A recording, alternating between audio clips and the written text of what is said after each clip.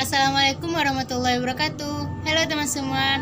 Perkenalkan, saya Putri Novel Wahyudanisi, NIM 231.026 dari Pendidikan Biologi Universitas Negeri Padang. Kali ini saya akan menjelaskan hasil praktikum saya melewati video ini. Yang pertama adalah film Porifera.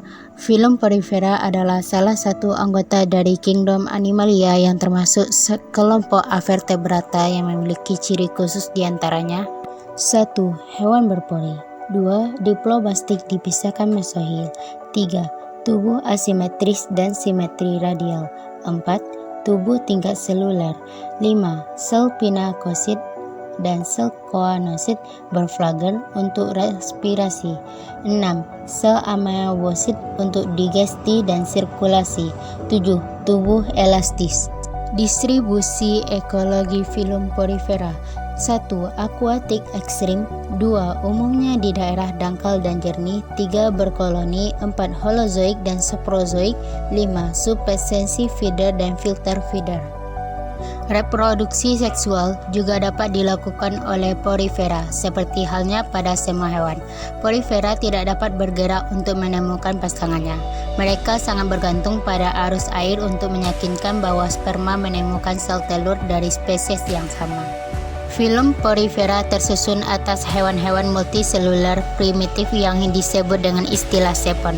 Rangka tubuh sepon tersusun atas spikula yang bervariasi bentuknya dan penting sebagai karakter untuk diidentifikasi dan diklasifikasi.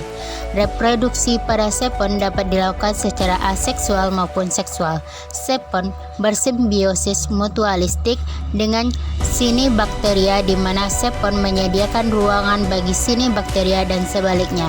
Cyanobacteria menyediakan oksigen dan nutrien bagi sepon. Manfaat dari film Porifera pada manusia adalah 1. Alat gosok dan spons mandi. 2. Campuran bahan kosmetik. 3. Bahan kontrasepsi. Spesies yang saya amati adalah Sconcyliatum. Sconcyliatum adalah salah satu jenis ponge yang berasal dari kelas Calcarea. Jenis Porifera ini berasal dari subregnum Parazoa. Kelompok Animalia ini mulai ditemukan dan dipublikasikan pada tahun 1780 oleh seorang ilmuwan bernama Fabricius. Hewan ini memiliki permukaan tubuh yang berstruktur keras. Kekerasan tubuhnya seperti batu. Pada bagian lubang tersebut dapat menyerap oksigen. Selain itu, hewan ini memperoleh makanan dengan cara difusi melalui sistem tubuhnya yang khusus. Tubuhnya tersusun oleh zat kapur. Ciri-ciri film Porifera ini dapat ditemukan dengan mudah pada air asin di kedalaman yang rendah. Yang kedua adalah Plocazoa. Plocazoa adalah film hewan intervertebrata yang memiliki struktur paling sederhana. Mereka umumnya diklasifikasikan sebagai spesies tunggal. Karakteristik Plocazoa: yang pertama, berbentuk seperti sepon asimetri. Yang kedua, umumnya berukuran kecil dan jarang sekali yang melebihi 1 mm. 3. Tidak memiliki struktur sistem saraf, otot, dan sistem pencernaan. 4. Bergerak merayap seperti amoeba. 5. Hidup di laut. 6. Makanan diserap masuk ke dalam melalui sel-sel lapisan ektodermal dan endodermal dengan bantuan enzim. 7. Memperbanyak diri dengan cara reproduksi aseksual, yaitu bertunasan, fragmentasi, atau membelah diri. 8. Pipih yang lapisannya terdiri dari sel lapisan atas dan sel lapisan bawah. 9. Hanya 4 tipe sel somatik yang baru diidentifikasi. 10. Punya lengkungan yang unik bersinar. Peranan Plocazoa dalam ekosistem. Tidak banyak informasi mengenai peran hewan ini di dalam ekosistem. Barangkali Plocazoa berperan sebagai sumber makanan bagi hewan-hewan pemakan plankton.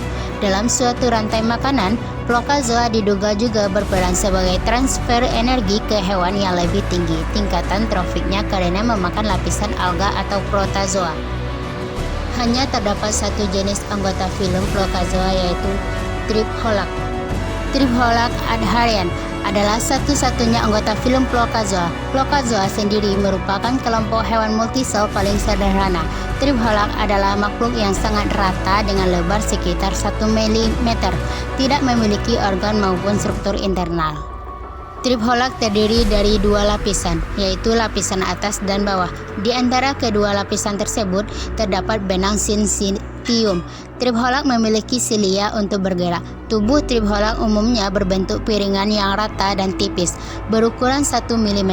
Beberapa ada yang sampai 2 dan 3 mm. Tubuhnya hanya selebar 25 mikrometer.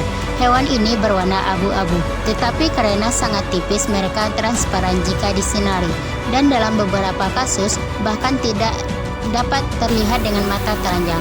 Hewan ini mirip makhluk bersel satu ameba, di mana mereka dapat berubah bentuk. Saat pertama kali ditemukan, hewan ini hanya dapat ditemukan di dinding akuarium. Sekarang, tripholak dapat ditemukan di lautan, terutama di terumbu karang, dan di dekat pantai pada lingkungan beriklim tropis dan subtropis, menempel pada akar pohon bakau, bangunan, atau batu. Tripholak sensitif akan penurunan kadar garam, jadi diduga mereka tidak dapat ditemukan di sungai atau musiman di daerah yang terkena hujan muson barat. Yang ketiga adalah Cnidaria. Cnidaria adalah sebuah film yang terdiri dari lebih dari 10.000 spesies hewan sederhana yang hanya ditemukan di perairan, kebanyakan di lingkungan laut. Karakteristik Cnidaria. Yang pertama, bentuk tubuh radial simetris, hewan multisel diplobastik dengan jaringan terorganisasi. Yang kedua, habitat air tawar atau air laut yang memungkinkan untuk berenang bebas atau menetap. Yang ketiga, bentuk panjang. Struktur berongga disebut tentakel yang digunakan untuk bergerak dan menangkap makanan. Yang keempat, kehadiran jenis sel yang disebut Cnidoblast nematosis atau sel penyengat pada ektoderm, terutama di tentakel yang digunakan untuk menyerang dan pertahanan. Yang kelima, pencernaan adalah baik intraseluler dan ekstraseluler. Yang keenam, respirasi dan ekskresi melalui difusi sederhana. Yang ketujuh, kehadiran jaringan saraf tersebar di seluruh tubuh. Yang kedelapan, tubuh memiliki mulut di ujung mulut yang mengarah ke dalam rongga luas yang disebut rongga gastrovaskular. Struktur tubuh Cnidaria. Yang pertama, ektodermis. Ektodermis merupakan lapisan tubuh bagian luar yang di dalamnya terdapat sel epitel, sel saraf, sel sengat, dan sel kelamin. Yang selanjutnya, endodermis. Endodermis merupakan lapisan tubuh bagian dalam dan di bagian tersebut terdapat sel kelenjar, sel pencerna, dan sel amoeboid. Peranan Cnidaria. Pada ekosistem laut di daerah tropis, Cnidaria membentuk terumbu karang yang berwarna-warni. Terumbu karang seperti ini menjadi habitat atau tempat hidup berbagai jenis ikan sehingga membangun taman laut yang indah untuk dipandang. Salah satu taman laut yang terkenal adalah Taman Laut Bunekan yang mengelilingi Pulau Bunekan di dekat kota Manado di Sulawesi Utara. Dari beberapa jenis Cnidaria, ada juga yang dimanfaatkan untuk obat-obatan, misalnya akar bahar. Rangkanya tersusun atas zat tanduk. Batu karang digunakan untuk membuat landasan kapal dan membuat jalan. Corallium rubrum untuk perhiasan berupa kalung dan cincin berupa manik-manik, dan Euplasaura antibates untuk dibuat gelang. Spesies yang diamati adalah Cobuzoa. Cobuzoa atau dikenal dengan nama ubur-ubur kotak. Dinamakan seperti itu karena medusanya berbentuk kotak. Cobuzoa lebih cepat dari ubur-ubur lainnya dan juga jauh lebih berbahaya. Anggotanya seperti Corunex fleckeri, Carukia bernesi, dan Molokingi. Terkenal akan bisanya dan terkenal sebagai salah satu hewan laut paling berbahaya di dunia. Sengatan hewan tersebut mampu menyebabkan kematian bagi manusia. Sistem saraf dan indranya lebih canggih dari ubur-ubur lain.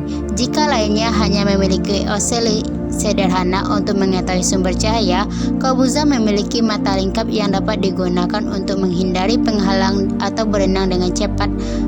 Berkat hal itu, dibandingkan ubur-ubur lain, Cobuzoa lebih aktif untuk berburu mangsa, yaitu ikan kecil. Cobuzoa berukuran kecil sekitar 20-30 cm, tapi tentakelnya dapat mencapai 3 meter. Cobuzoa dapat ditemukan di Samudra Pasifik, Atlantik, dan Hindia. Karakteristik ubur-ubur kotak tampak berbeda dari ubur-ubur Scyphozoa adalah medusanya yang berbentuk kotak, bukan seperti payung. Ubur-ubur kotak bisa bergerak lebih cepat dari ubur-ubur lainnya, bahkan kecepatannya hingga 6 meter per menit telah dicatat. Sistem saraf ubur-ubur kotak juga lebih berkembang dibandingkan dengan ubur-ubur lainnya. Khususnya, ubur-ubur ini memiliki cincin saraf di sekitar dasar payungnya untuk mengkoordinasi gerakan. Sedangkan beberapa ubur-ubur lainnya bentuknya masih sederhana. Ubur-ubur kotak memiliki mata lengkap dengan retina, kornea, dan lensa. Mata ubur-ubur ini mengelompokkan membentuk 4 ropalia. Hal ini memungkinkan ubur-ubur kotak untuk melihat sumber cahaya tertentu dan tidak hanya membedakan antara terang dan gelap. Ubur-ubur kotak juga memiliki 20 oculus atau mata sederhana yang tidak membentuk gambar tetapi mendeteksi terang dan gelap, sehingga ubur-ubur kotak memiliki 24 mata. Ubur-ubur kotak juga dapat melihat dengan kompleks. Mungkin perilaku dipandu visual seperti menghindari rintangan dan berenang cepat. Tentakel beberapa spesies panjangnya dapat mencapai 3 meter. Ubur-ubur kotak beratnya bisa mencapai 2 kg. Pada tahun 2007, setidaknya 36 spesies ubur-ubur kotak yang diketahui. Ubur-ubur kotak dikelompokkan menjadi 2 ordo dan 7 familia. Sedikit spesies baru yang telah dideskripsikan sejak saat itu, dan kemungkinan spesies lain tidak dideskripsikan.